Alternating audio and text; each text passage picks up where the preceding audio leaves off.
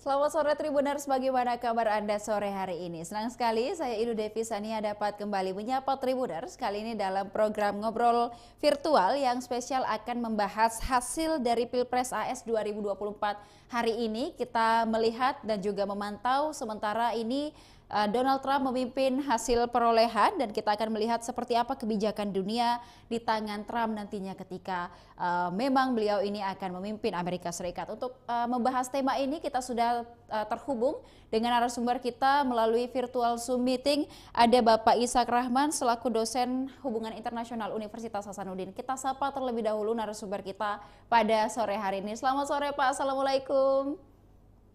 Ya, selamat sore. Waalaikumsalam warahmatullahi wabarakatuh. Baik, seperti apa kabarnya sore ini Pak?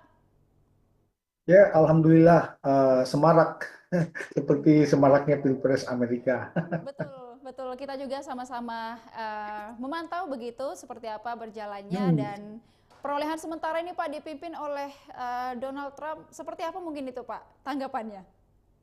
Iya, ini sebenarnya uh,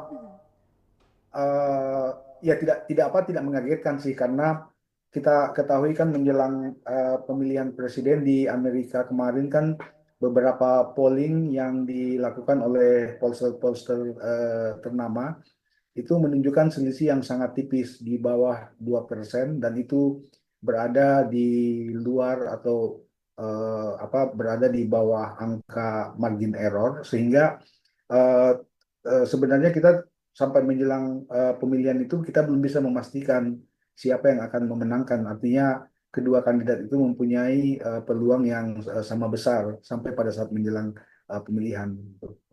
Iya, baik dan juga untuk membahas bagaimana Pilpres AS ini, mungkin masyarakat Indonesia penasaran nih, apa sebenarnya yang menjadi pembeda begitu antara Pilpres di Indonesia maupun Pilpres di AS? Mungkin dapat dijelaskan Pak seperti apa mekanisme pemilihan di sana? Apakah melalui seperti kita datang ke TPS dan ada proses pemilihan lain mungkin yang terjadi di AS?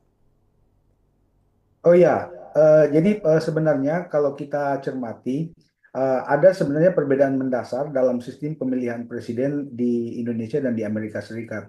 Ini dia dipengaruhi oleh karena secara fundamental kedua negara ini Indonesia dan Amerika Serikat kan mempunyai sistem yang berbeda di menganut negara kesatuan gitu, negara republik dengan sistem kesatuan. Sementara di Amerika Serikat itu negara federal. Jadi karena dia negara federal maka peranan dari negara-negara bagian dalam pemilihan itu signifikan. Kemudian kalau di Indonesia kan ini mengetahui bahwa pemilihan presiden itu dilakukan dengan sistem pemilihan langsung. Artinya pada hari pemilihan semua warga negara yang mempunyai hak pilih itu datang ke TPS lalu kemudian memberikan suara. Di Amerika Serikat ini sistemnya dia cukup kompleks gitu.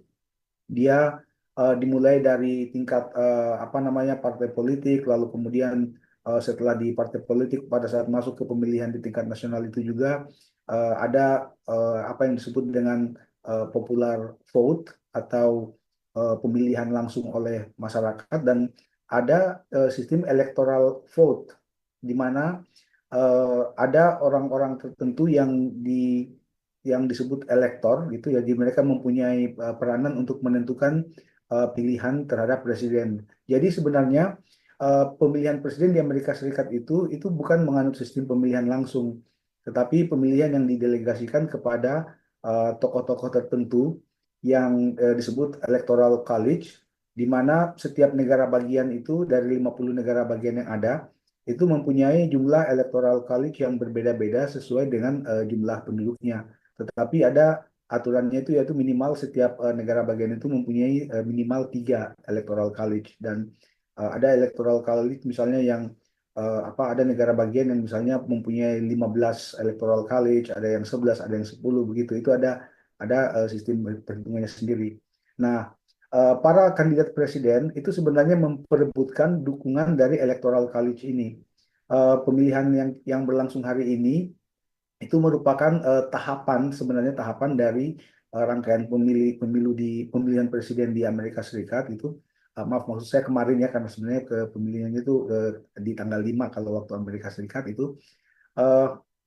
itu adalah apa namanya rangkaian di mana dari total 538 electoral college di seluruh Amerika Serikat, para kandidat itu memperebutkan eh, paling tidak setengahnya, jadi sekitar 270. Sehingga jika ada kandidat yang sudah memperoleh 270 electoral college, dia akan otomatis menjadi pemenang dalam pemilihan presiden Amerika. Dan kita lihat hari ini sampai beberapa saat yang lalu Donald Trump itu sudah menguasai atau sudah memperoleh 267 dan masih ada kalau tidak salah itu ada 6 negara bagian dan keenam negara bagian ini memang setiap kali pilpres itu selalu menjadi penentu karena di situ adalah apa namanya negara bagian yang merupakan basis suara Republik dan jika di antara negara bagian tersebut ada yang dimenangkan oleh Demokrat maka biasanya hasil pemilihan presiden itu akan berubah begitu akan mempengaruhi hasil akhir. Nah, cuma kalau kita lihat tadi kelihatannya sudah sangat sulit bagi apa namanya Kamala Harris untuk bisa untuk bisa mengejar ketertinggalannya. Dan nampaknya juga kalau kita lihat eh, Donald Trump nampaknya sudah kalau tidak salah beberapa saat yang lalu itu sudah menyampaikan pidato kemenangan gitu. Baik, nah berbicara terkait negara bagian begitu Pak dan juga terkait elektoral begitu. Nah, yang menjadi perbincangan selalu adalah Pennsylvania begitu. Nah, mungkin kalau melihat Pennsylvania sendiri seperti apa kemarin pada hari ini kecenderungannya Pak atau memang negara bagian ini agak agak sulit untuk ditebak begitu antara Demokrat kah atau Republik?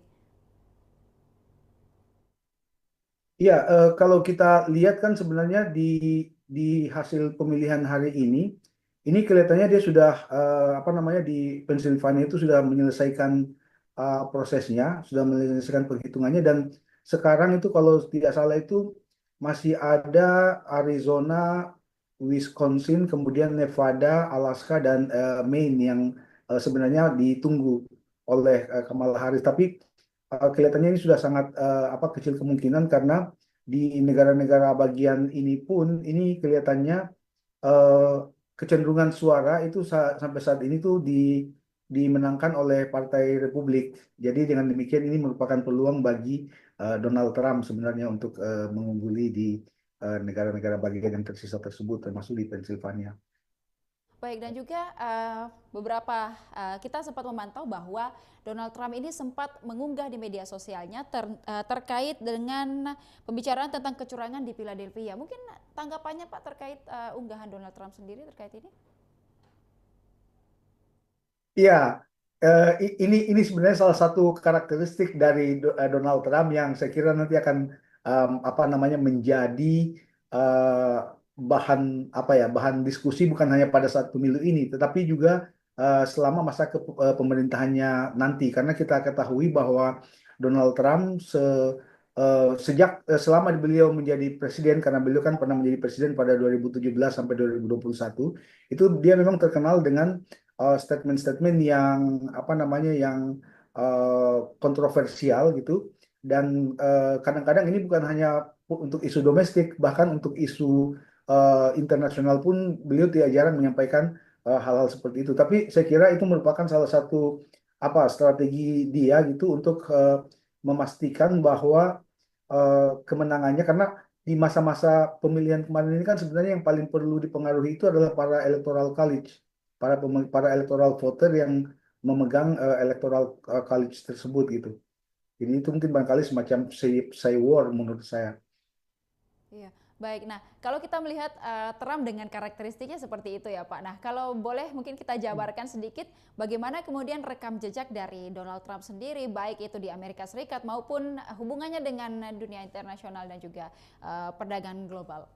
Iya, dalam pandangan saya Donald Trump itu bisa kita apa namanya representasikan sosoknya itu dengan 3 kata. Yang pertama adalah pragmatis, yang kedua kontroversial, dan yang ketiga adalah penuh ketidakpastian. Gitu. Ini adalah apa namanya akumulasi begitu dari karakter yang kita kenal dari Donald Trump selama ini pada periode terutama pada periode dia menjabat di 2017 sampai 2021 kemarin gitu.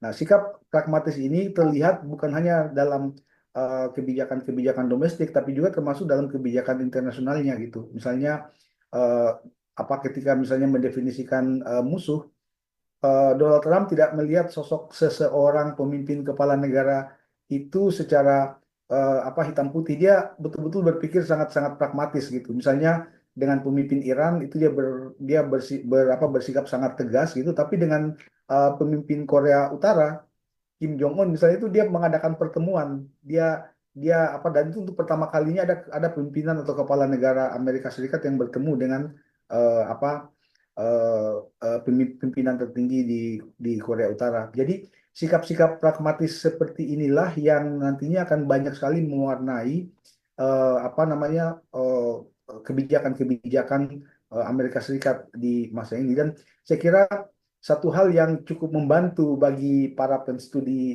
HI dan bagi orang-orang yang mengamati apa namanya politik luar negeri Amerika Serikat adalah karena kita mempunyai track record gitu. Kita mempunyai catatan mengenai apa namanya sosok Donald Trump dan sepertinya ini tidak akan jauh berbeda dibanding periode dia yang pertama begitu. Terlepas dari katakanlah misalnya sekarang ini kan para para pemimpin dunia itu berbicara mengenai kekhawatiran tentang ketidakpastian global, tentang apa namanya situasi geopolitik, lalu konflik yang terjadi di Timur Tengah, di Rusia, Ukraina dan sebagainya, itu nampaknya tidak akan banyak mempengaruhi Donald Trump. Jadi Donald Trump kelihatannya dia tetap akan menjadi seorang Donald Trump dengan karakter yang pragmatis, yang penuh kontroversi dan dengan demikian dia akan banyak membawa ketidakpastian justru.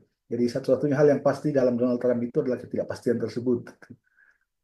Baik, dan juga kalau kita melihat sampai saat ini Trump memang memimpin di Pilpres AS 2024. Nah, untuk kebijakan sebelum kita membahas kebijakan yang akan nantinya mempengaruhi global begitu Pak, mungkin dari kebijakan untuk Amerika Serikat sendiri terkait mungkin isu ekonomi, kemudian yang hangat dibahas di sana selain ekonomi adalah imigrasi, kemudian ada juga senjata api dan juga reproduksi begitu. Nah, apakah yang sudah dijanjikan oleh Donald Trump sendiri juga akan memang terlaksana di sana atau seperti apa?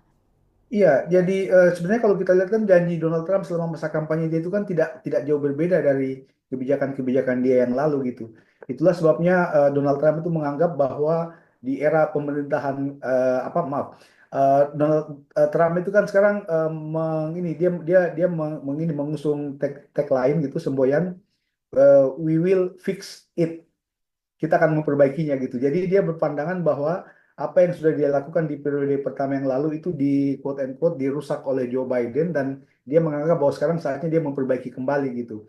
Karena kita ketahui Joe Biden kemarin banyak melakukan perubahan-perubahan terhadap kebijakan dari apa namanya Donald Trump sebelumnya dan Trump berpikir bahwa sekarang saatnya dia memperbaikinya kembali. Secara umum kita sebenarnya bisa melihat ada 9 karakter dari kebijakan Donald Trump, baik yang sifatnya domestik maupun yang sifatnya internasional. Kalau kita coba uraikan ke 9 aspek ini, itu yang pertama adalah prinsip America First, Amerika yang utama gitu. Jadi ini terbaca kemarin dalam kampanye mereka dan ini merupakan salah satu spektrum ideologi yang berkembang di Amerika, MAGA atau kita menyebutnya sebagai MAGA, Make America Great Again gitu. Ini kelihatannya akan tetap menjadi pandangan atau pegangan bagi Donald Trump. Yang kedua, dalam hubungan internasional, eh, Amerika Serikat di bawah Donald Trump itu akan kembali apa namanya menjalankan pendekatan-pendekatan unilateralisme. Unilateralisme artinya dia akan lebih banyak menyelesaikan persoalan-persoalan internasional itu secara sendirian gitu, tanpa tidak terlalu banyak berharap kepada instrumen-instrumen atau elemen-elemen multilateral seperti misalnya melalui organisasi internasional gitu.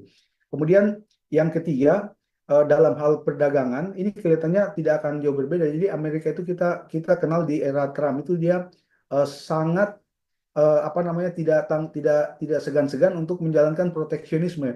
Kalau dianggap bahwa perdagangan itu merugikan kepentingan nasionalnya, mereka akan melakukan proteksionisme dan ini kemudian yang menyebabkan terjadinya perang dagang dengan Cina.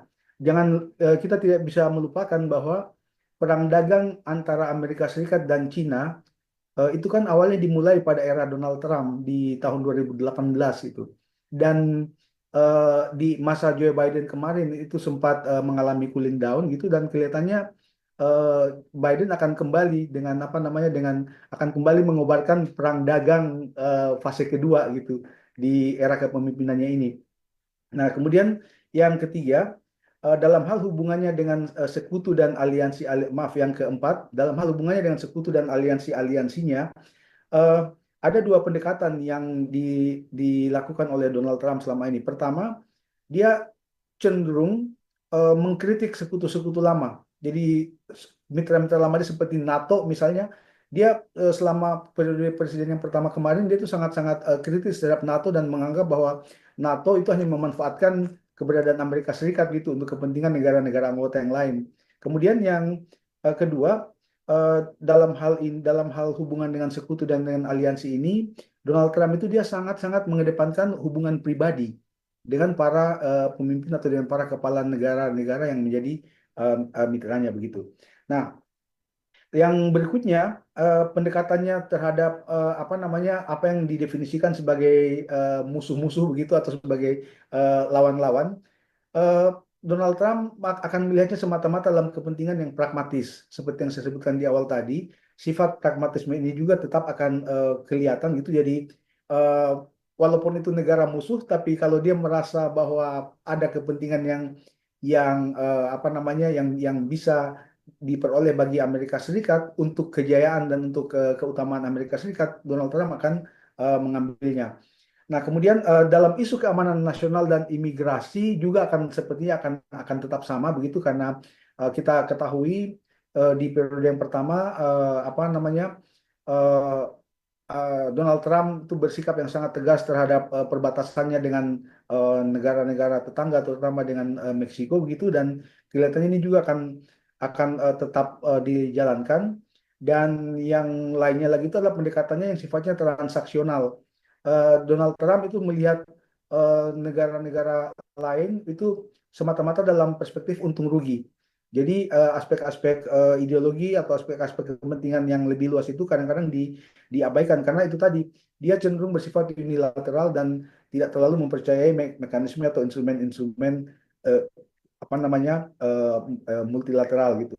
Nah, yang selanjutnya lagi adalah sifat populisme dan sifat nasionalismenya. Trump mengetahui bahwa dia mungkin memang adalah seseorang yang kontroversial, yang pragmatis, tapi dia tahu bahwa itu didukung oleh banyak rakyat Amerika, oleh mayoritas rakyat Amerika. Nah, kita jangan lupa bahwa sebenarnya salah satu kelebihan dari sistem pemilihan umum di Amerika Serikat adalah calon yang terpilih itu sudah pasti dia akan didukung oleh mayoritas dari penduduk, mayoritas warga. Karena begini, kalau misalnya calon ada lebih dari 3 orang atau lebih dari dua pasangan misalnya, seperti di Amerika Serikat saat ini kan sebenarnya pilpres ini kan kita fokusnya kepada Kamala Harris dan Donald Trump, tapi kan sebenarnya ada 4 kandidat sebenarnya di pilpres kali ini. Eh, kalau capresnya itu sebanyak itu, maka sebenarnya ada peluang bagi kandidat yang memperoleh suara di bawah 50%, popular vote di bawah 50% untuk bisa menjadi pemimpin. Nah, dengan sistem electoral college ini memastikan bahwa seseorang yang terpilih menjadi pemimpin itu dia dapat dipastikan dia dipilih oleh suara mayoritas dari penduduk yang mempunyai hak pilih. Nah, ini barangkali mungkin hal-hal yang nanti akan kita lihat dalam apa namanya kepemimpinan Donald Trump di periode yang akan datang ini gitu. Nah, setelah kita memantau begitu bahwa memang Donald Trump saat ini memimpin dan kekhawatiran dunia, pertama kita akan bahas dari negara China begitu, Pak. Nah, ini Ya, apakah dengan terpilihnya Trump, apakah menjadi petaka bagi China, utamanya di sektor teknologi misalnya? Hmm. Paling sebenarnya bukan petaka sih, tapi menjadi apa ya? Menjadi apa pemicu adrenalin gitu. Karena kita ketahui bahwa selama ini sejak Donald Trump apa namanya me- me- menyatakan perang dagang gitu dengan Cina. Eh, ya, isunya kan memang karena di persoalan teknologi kan, terutama di apa namanya di teknologi apa namanya 5G gitu, yang dikembangkan oleh Huawei, di mana Donald Trump menganggap bahwa Huawei itu adalah ya, dan teknologi 5G itu adalah teknologi yang digunakan oleh pemerintah Cina gitu untuk memata-matai dan memperoleh manfaat apa yang mengancam bagi kepentingan keamanan Amerika Serikat, terutama dari aspek cyber security. Dan ini kelihatannya akan kembali untuk di apa namanya di diangkat oleh Donald Trump di periode ini gitu. Dan saya kira eh, apa namanya dari sisi ini eh, saya menganggap bahwa naiknya Donald Trump itu sekaligus menandai membuat kita nanti akan bersiap-siap dengan apa namanya perang dagang jilid 2, dan kita ketahui perang dagang antara dua raksasa itu mempunyai dampak ekonomi politik yang sangat signifikan terhadap negara-negara perekonomian dunia begitu. Dan juga Pak, selain tadi dampaknya kepada perang dagang dan kita bisa katakan ini akan terjadi perang dagang jilid Betul. 2 begitu ya Pak ya, Ya, antara ya, betul. yang melibatkan juga China. Nah, kemudian terkait perang yang memang sudah terjadi begitu, konflik di Timur Tengah seperti apa Pak, terkait Ya, Rusia Ukraina, dan juga ya. yang paling kita soroti adalah Israel dan Palestina Israel sendiri. Palestina. Iya, terus terang kalau kita melihat karakter dari konflik yang ada di Timur Tengah ini kelihatannya justru akan menjadi semakin panjang, karena apa namanya eh, Amerika Serikat itu dengan Iran yang sekarang ini sudah masuk ke dalam mandala konflik di Timur Tengah, itu memang selama ini mempunyai hubungan yang tidak terlalu bagus. Walaupun kemarin waktu di era Joe Biden itu sempat mengalami cooling down gitu. Tetapi kan kalau kita cermati pada saat Donald Trump menjabat di periode pertama, dialah yang memerintahkan serangan terhadap Iran yang menyebabkan terbunuhnya salah seorang panglima militer Iran begitu. Dan dengan sikap ini maka kita bisa pastikan bahwa Amerika Serikat akan terus mempertahankan dukungannya terhadap Israel, yang walaupun selama ini memang kita tahu siapapun presiden di Amerika Serikat itu tidak pernah apa melepaskan dukungan kepada Israel, tetapi yang membedakan adalah gaya diplomasinya yang sekarang akan semakin belak-belakan atau akan semakin terbuka gitu. Mungkin barangkali ya ditambah lagi dengan karakter unilateralisme tadi gitu, sehingga bisa jadi demi membela Israel atau demi memihak kepada Israel, eh, Amerika Serikat di bawah Donald Trump itu tidak akan lagi menggunakan misalnya instrumen-instrumen seperti PBB atau instrumen-instrumen multilateral yang tersedia gitu. Dan begitu juga dengan Rusia Ukraina. Nah, menariknya adalah karena eh, hubungan antara Rusia dan Amerika Serikat sebagai negara selama ini memang selalu cenderung berada dalam situasi hubungan yang sangat-sangat kompetitif dan bahkan kita dapat katakan konfliktual. Tetapi faktor idiosinkretik dari Donald Trump, ini yang saya katakan tadi sikap pragmatisnya dan sikap kontroversialnya gitu, dia itu di banyak kesempatan justru memuji-muji Vladimir Putin gitu, Presiden Rusia, dan ini yang kemudian mendatangkan banyak apa namanya pertanyaan gitu, karena di satu sisi kedua negara itu hubungannya tidak terlalu bagus gitu, mereka selalu ada isu di antara hubungan keduanya, tetapi secara personal Donald Trump itu dia cukup apa namanya cukup memberikan respect tersendiri terhadap eh, Putin gitu. Jadi mungkin karena sikap nasionalisme dari Putin, sikap cinta tanah air dari Putin itulah yang membuat Donald Trump berpikir bahwa saya pun adalah sosok seperti itu begitu. Ya. Iya, baik, dan juga terkait Rusia Ukraina tadi juga sudah sempat kita bahas, dan ini yang menjadi menarik bagi masyarakat Indonesia adalah terkait Israel versus Palestina. Kalau kita melihat kemarin Donald Trump sempat menjamu Netanyahu ke sana, kemudian Ya, juga ya. kalau dari kampanye dari Kamala Harris kita melihat bahwa dia akan mendukung gencatan senjata begitu untuk Hmm. Palestina, kemudian juga tapi tetap memberikan hak untuk Israel dalam hal membela diri dan lain sebagainya. Apakah uh, keberpihakan antara ke Israel ataupun ke Palestina ini sangat mempengaruhi begitu siapa yang menjadi pemenang di Amerika Serikat sendiri, Pak? Iya, saya kira itu memang salah satu faktor karena eh, di dalam sejarah sistem politik Amerika, peranan dari lobby Yahudi di dalam negeri Amerika Serikat itu sangat-sangat sangat-sangat apa namanya signifikan begitu.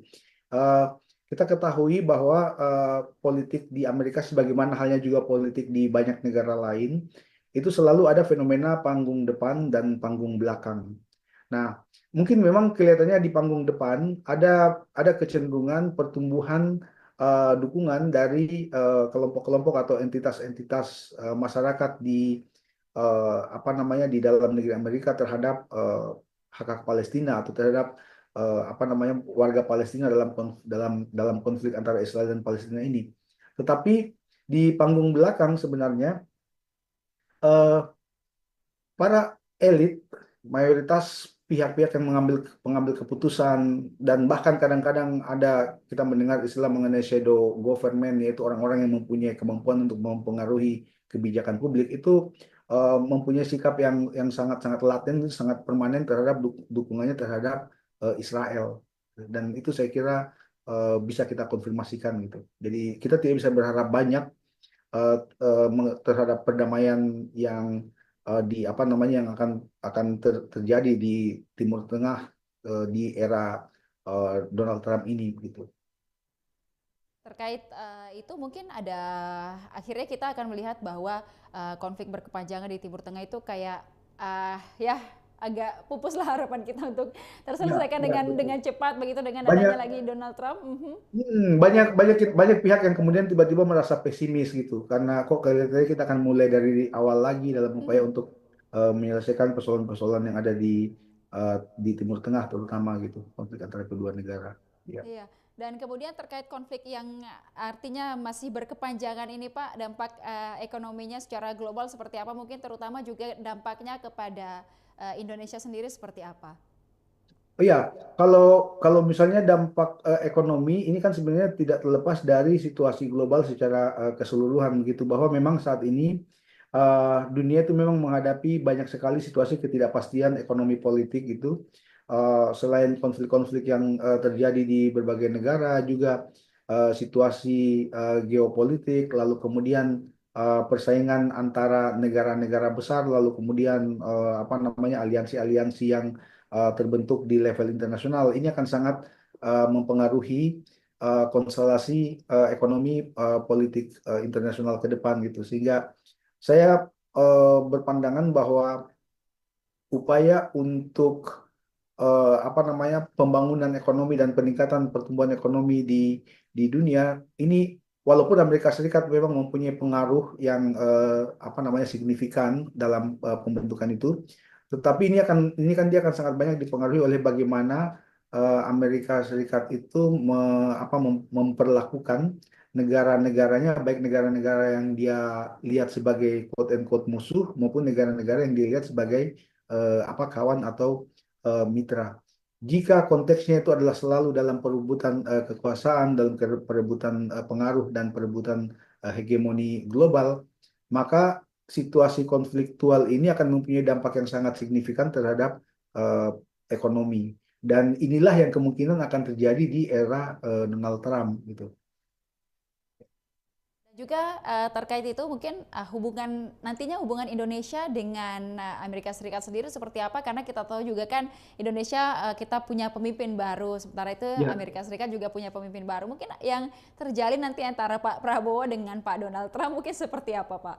Nah, ini yang paling menarik nih sebenarnya. Iya, iya. Eh, saya terus terang agak sedikit ini banyak banyak memang pihak yang merasa skeptis ya tanda kutip melihat apa namanya naik ya jadi kita asumsikan saja bahwa ini Donald Trump apa terpilih gitu karena kita lihat perkembangan sampai beberapa saat yang lalu kelihatannya kemungkinan kemungkinan besar dia lah yang akan terpilih gitu. Eh, Tadi saya menyebutkan bahwa salah satu karakter dari Donald Trump itu adalah dia selain membangun apa namanya kebijakan dengan pendekatan sistemik, artinya dengan melihat bagaimana posisi kepentingan negara, kepentingan nasionalnya, Donald Trump itu juga mempunyai karakter yang dia mengapa namanya membangun hubungan itu dengan pendekatan personal atau pendekatan pribadi. Dan di dalam hubungan internasional, sosok person dari kepala negara itu merupakan representasi tertinggi dari negara tersebut. Karena kalau dalam diplomasi, diplomat tertinggi di setiap negara itu adalah kepala negaranya, gitu. Sehingga sosok personalnya ini sangat penting. Nah, untuk itu kita sebenarnya bisa melihat bagaimana atau kita perkirakan bagaimana prospek hubungan antara Indonesia dengan Amerika Serikat di era Donald Trump ini dari dua perspektif.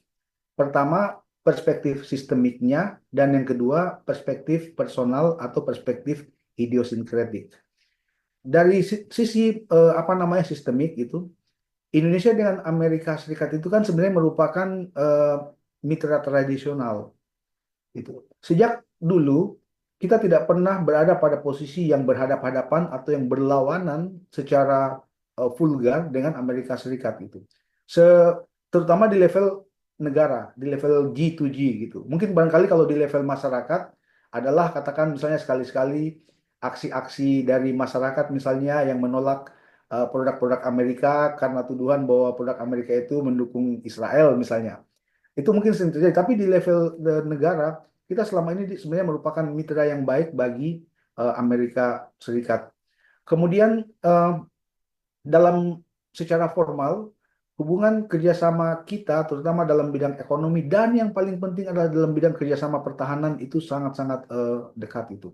Eh, apa namanya, tentara-tentara kita, militer-militer kita itu banyak memperoleh pelatihan di sekolah-sekolah militer di Amerika Serikat itu. Bahkan mungkin Pak Prabowo, Pak ya, Jenderal Luhut Panjaitan dan banyak sekarang tokoh-tokoh yang mengambil apa namanya posisi penting di Indonesia, mereka dulunya pernah mengikuti pelatihan di Amerika Serikat. Eh, Kemudian kita juga mempunyai kerjasama militer, kita sering mengadakan latihan bersama, ada apa namanya kerjasama pertukaran informasi dan intelijen, ada kerjasama dalam hal apa transfer teknologi persenjataan dan militer gitu. Yang mana ini sebenarnya semakin meningkat pasca peristiwa teroris, terutama bom Bali waktu tahun 2022 yang lalu gitu. Nah, itu dari aspek sistemik. Jadi dari aspek sistemik terus terang kita melihat apa namanya hubungan antara Indonesia dan Amerika Serikat itu cukup baik. Hanya saja memang di Indonesia pada masa pemerintahan Presiden Jokowi kemarin kita kelihatannya agak sedikit menyalakan lampu WSR ke arah Cina gitu.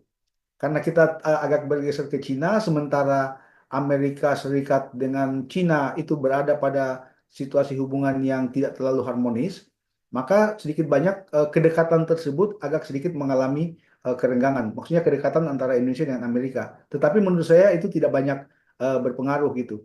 Lalu itu dari sisi sistemiknya. Nah, yang menarik adalah dari aspek personal.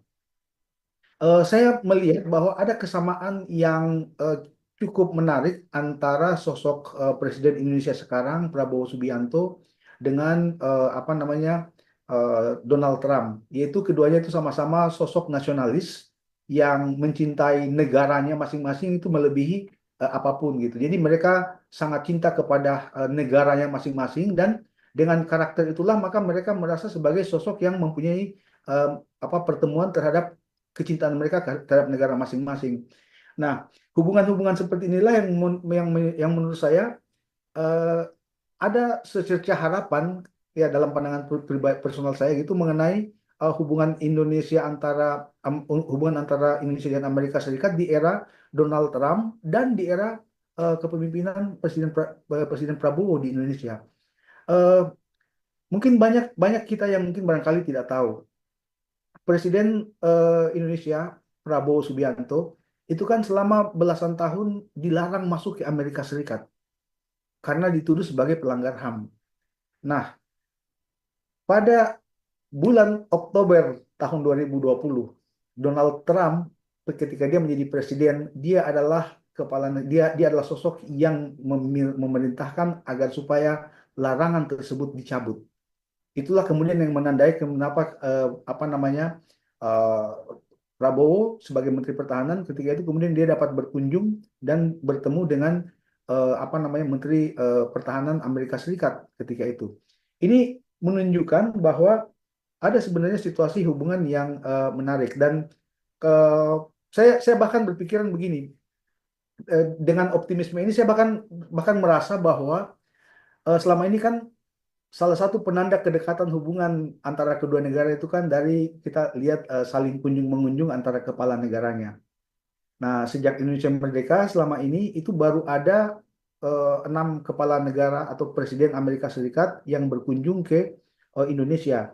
Ada Richard Nixon di tahun 69, kemudian Gerald Ford di tahun 75, lalu Ronald Reagan di tahun 86, tapi ketika itu dia hadir karena kebetulan ada KTT ASEAN gitu. Dan juga Bill Clinton di tahun 94 ada KTT APEC, dia hadir waktu itu. Eh, yang apa namanya yang menarik itu adalah George Bush itu berkunjung sampai 2 kali, 2003 dan 2006 di era Megawati dan di era Presiden SBY, dan Barack Obama yang hadir berkunjung ke Indonesia di era Presiden SBY. Selain itu tidak ada lagi Presiden Amerika Serikat yang ketiga yang sudah 30 berapa? Sudah 47 kalau tidak salah ya, yang pernah berkunjung ke Indonesia. Nah, saya kok merasa bahwa ini nampaknya di era ini saya merasa sepertinya ada kemungkinan Donald Trump akan menyempatkan waktu untuk berkunjung ke Indonesia. Dan ini akan menandai momentum penting dalam hubungan antara kedua negara. Mungkin di satu sisi karena kita lihat apa Prabowo sendiri yang saat ini mempunyai kebijakan politik luar negeri yang dia ingin membangun kepemimpinan Indonesia di regional maupun di ASEAN, maaf di dunia gitu di satu sisi, dan di sisi lain juga kelihatannya apa namanya Prabowo ingin ingin apa namanya ingin mengattract, ingin menarik Amerika Serikat untuk kembali ke jalur, ingin menunjukkan bahwa Indonesia akan kembali ke jalur yang lama begitu, yang akan menempatkan Amerika Serikat itu sebagai mitra tradisional. Dan kalaupun itu sampai terjadi Pak, misalnya Donald Trump nantinya akan berkunjung ke Indonesia dan bertemu dengan Prabowo ataupun sebaliknya Prabowo yang ke sana dan lain sebagainya, apa yang dapat kita prediksi begitu Pak? Apakah juga masyarakat Indonesia nanti jangan sampai ini menjadi misleading bahwa Prabowo mendukung Donald Trump sementara Donald Trump ini berpihak ke Israel, sementara di Indonesia kan kita memang keras mendukung Palestina begitu. Iya, seperti yang saya katakan tadi kan apa namanya dukungan Amerika Serikat kepada Israel itu kan memang dukungan yang laten begitu, dan selama ini kita ketahui di waktu apa namanya Bill Clinton berkunjung, kemudian waktu Ronald Reagan berkunjung dan terakhir Barack Obama berkunjung, itu apa publik kita melihatnya sebagai urusan hubungan bilateral antara Indonesia dan Amerika Serikat gitu. Dan sebenarnya kalau misalnya publik bisa memahami, Indonesia kan sangat konsisten dengan apa namanya komitmennya untuk Palestina. Nah, kedekatan antara apa namanya Indonesia dengan Amerika Serikat itu sebenarnya menjadi ruang yang lebih terbuka bagi Indonesia untuk berdiplomasi, untuk menegosiasikan kepentingan tersebut dengan Amerika Serikat gitu. Karena apa ya seperti kata Mandela gitu, bahwa cara terbaik bagi kita untuk apa menyelesaikan persoalan-persoalan adalah dengan berkomunikasi atau dengan berbicara gitu.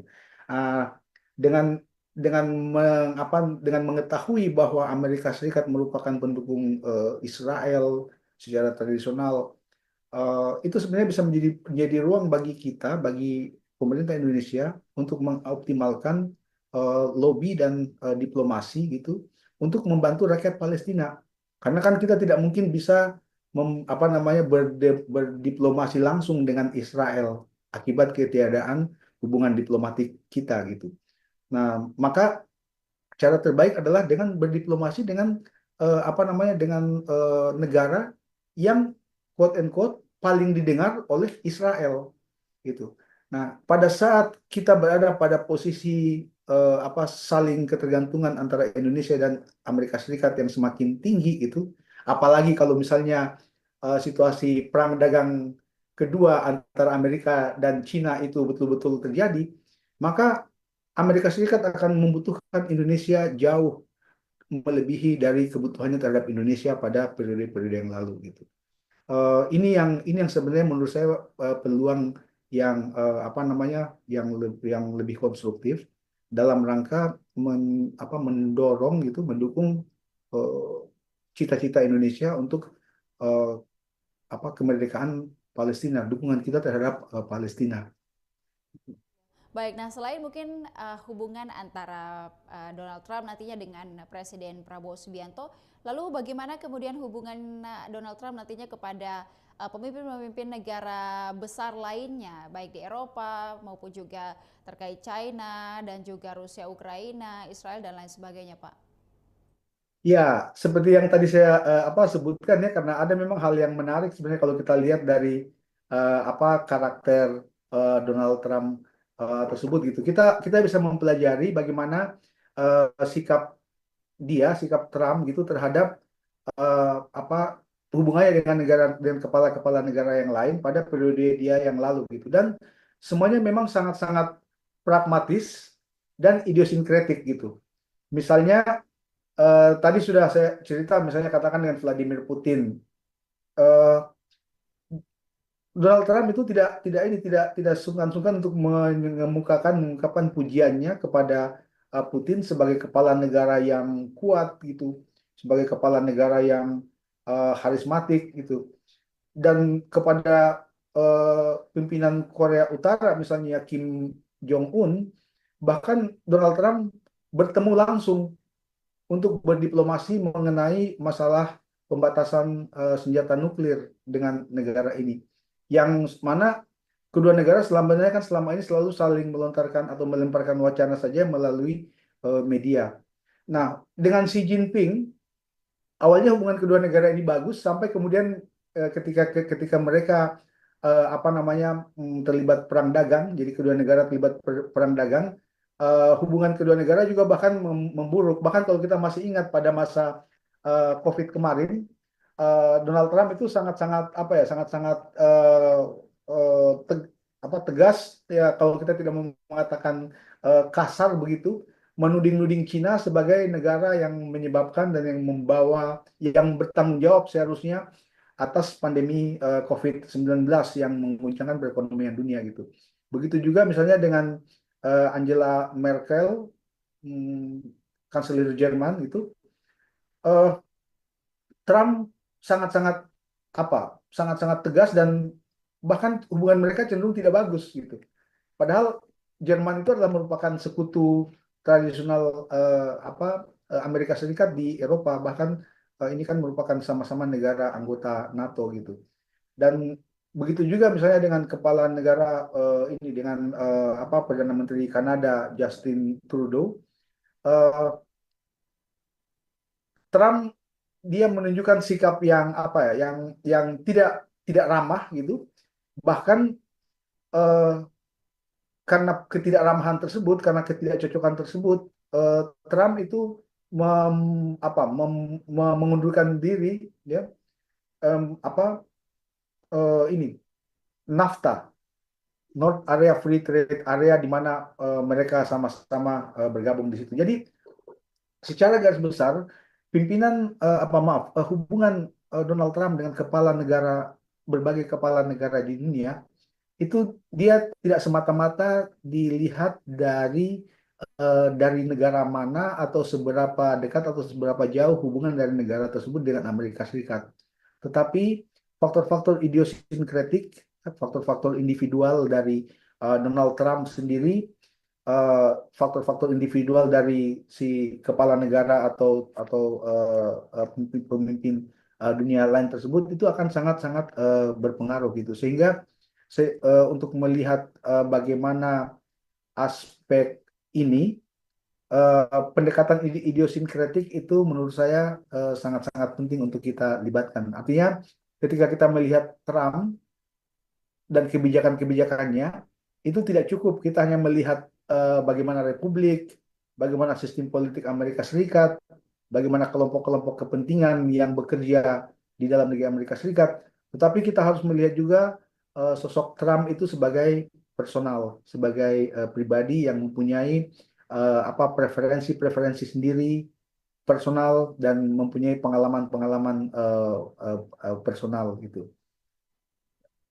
Terakhir mungkin dengan Korea Utara akan seperti apa lagi nanti Pak hubungannya Trump dengan Kim Jong Un sendiri? Iya, saya kira ini yang akan menarik. Trump kemungkinan besar menurut saya dia akan melanjutkan kembali upaya diplomasi langsung karena ini diplomasi langsung itu salah satu ini loh, salah satu karakternya Donald Trump yang di masa apa presiden-presiden lain itu jarang dilakukan gitu, bertemu langsung dengan kalau kalau berdiplomasi atau bertemu langsung dengan mitra-mitra, dengan teman-teman negara-negara apa kepala negara sahabat itu hal yang biasa gitu. Tapi bertemu langsung dengan musuh tanda kutip itu hal yang agak jarang. Biasanya pertemuan-pertemuan itu kan dilakukan melalui tingkatan-tingkatan diplomatik yang lebih rendah gitu. Karena sekali lagi eh, di dalam komunikasi politik internasional, kepala negara itu merupakan diplomat tertinggi. Dan ketika dua kepala negara bertemu, itu biasanya telah ada proses untuk penyatuan ide, penyatuan gagasan yang berlangsung bisa bertahun-tahun, berbulan-bulan begitu sebelum pertemuan itu terjadi. Jadi biasanya itu ada apa namanya proses birokrasi dalam politik luar negeri atau ada proses organisasional dalam politik luar negeri yang mengawali yang apa namanya mendahului pertemuan puncak di antara dua pimpinan kepala negara. Jadi pimpinan kepala negara itu pimpinan dan kepala negara biasanya mereka hadir itu ya tinggal untuk seremonial, tinggal untuk salaman dan tinggal untuk menunjukkan kepada dunia gitu bahwa ini kita harmonis gitu, kita baik-baik saja gitu. Tapi dalam konteks Trump hal itu tidak sepenuhnya terjadi dan saya kira karena Trump mempunyai maaf Amerika Serikat mempunyai kepentingan yang cukup tinggi terhadap isu nuklir di Korea Utara karena ini sangat berpengaruh terhadap stabilitas keamanan di kawasan gitu, maka apa ada kemungkinan hubungan ini akan terus terjadi. Itu mereka setelah bertemu itu mereka tetap berkomunikasi loh antara Donald Trump dan apa Kim Kim Jong Un pimpinan Korea Utara gitu. Bahkan ada yang sumber yang mengatakan bahwa mereka rajin berkirim surat gitu. Kita kemudian mikir di hari gini kok masih kirim-kiriman surat mereka.